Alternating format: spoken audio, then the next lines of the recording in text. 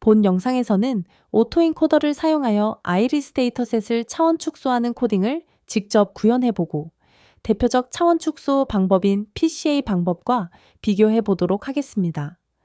코딩 파일은 기처브에 있으니 다운받아 직접 실행해 보실 수 있습니다. PCA, 즉 주성분 분석은 데이터셋의 차원을 줄이기 위해 널리 사용되는 대표적 비지도 학습 기법입니다.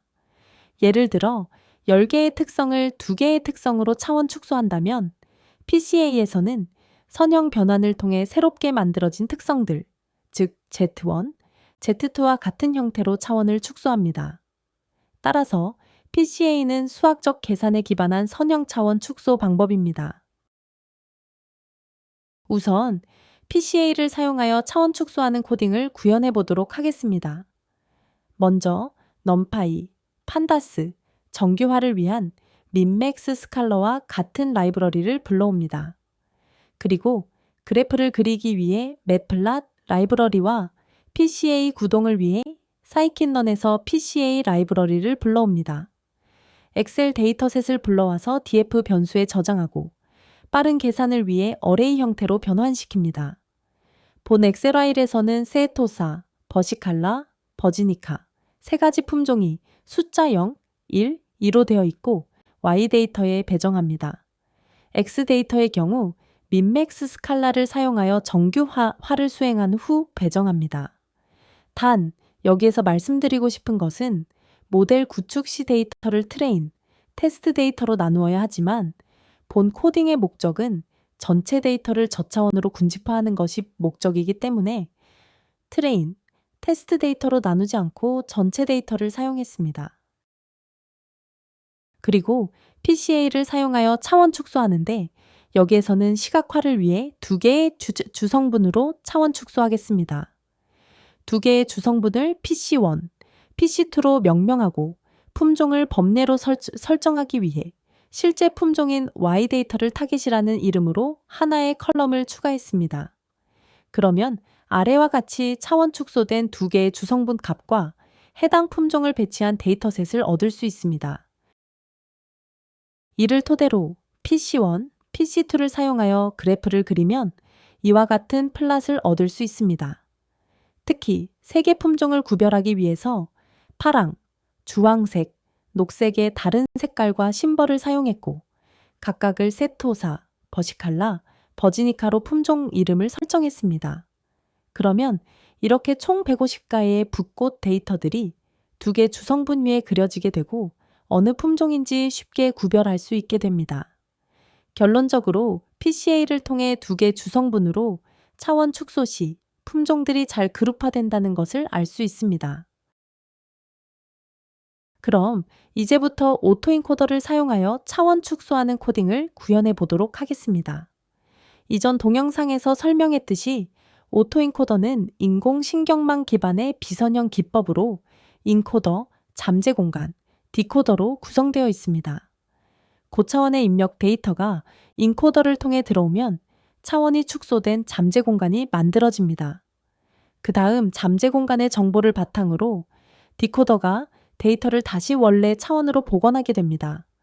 이때 모델은 입력과 출력 간의 차이를 최소화하도록 학습하면서 중요한 특징들을 효과적으로 압축하기 때문에 차원 축소가 가능합니다. 앞서 설명한 PCA와 같이 동일한 데이터를 사용하여 2차원으로 오토인코더 차원 축소를 코딩으로 구현해 보도록 하겠습니다. 우선 오토인코더 코딩에 필요한 텐서플로우, 케라스 등의 라이브러리를 불러옵니다. 데이터 불러오기와 전처리는 이전 PCA 코딩과 동일하게 수행하시면 됩니다. X데이터 쉐이프는 150, 4를 의미하기 때문에 X데이터 쉐이프 1은 X데이터 특성 개수인 숫자 4를 의미합니다. 그리고 잠재 공간의 차원은 2로 설정하여 2차원으로 차원 축소합니다. 인코더는 3개의 층으로 구성하였고 원본 데이터인 4차원으로 입력받아 마지막에 2차원의 잠재 벡터를 출력합니다. 디코더에서는 3개의 층으로 구성하였고 2차원의 잠재 벡터를 받아 원래 차원으로 복원합니다. 여기서 활성화 함수 리니어는 입력을 그대로 출력하라는 의미로서 원본 데이터를 그대로 복원해야 하기 때문에 오토인코더에서 많이 사용됩니다. 그 다음으로 인코더와 디코더를 연결하여 오토인코더를 구성합니다. 입력 데이터는 인코더를 거쳐 디코더로 들어가고 입력과 출력의 흐름으로 된 모델을 정의합니다. 이후 안정적 학습에 유리한 아담 옵티마이저를 사용하여 컴파일을 수행하는데 손실함수로 MSE를 사용합니다. 이후 X데이터를 사용하여 에폭 50번으로 오토인코더 학습을 수행합니다. 특히 오토인코더에서는 입력과 출력이 같아야 하기 때문에 이 부분이 X데이터로 동일해야 합니다. 그러면 이렇게 학습이 진행되는 것을 알 수 있습니다. 학습 중 손실값은 히스토리 변수에 저장되고 이를 그래프로 그리면 이렇게 손실값이 지속적으로 감소하는 것을 볼 수 있습니다. 이후 학습된 인코더를 사용하여 X데이터를 2차원 잠재 벡터로 차원 축소합니다.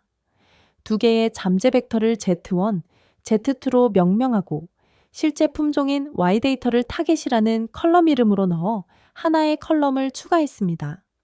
그러면 아래와 같이 차원 축소된 두 개의 잠재 벡터 값과 해당 품종을 배치한 데이터셋을 얻을 수 있습니다. 이를 토대로 Z1, Z2를 사용하여 그래프를 그리면 이와 같은 플랫을 얻을 수 있습니다. 특히 세 개 품종을 구별하기 위해서 세모, 네모, 동그라미의 다른 심벌을 사용했고 각각을 세토사, 버시칼라, 버지니카로 품종 이름을 설정했습니다.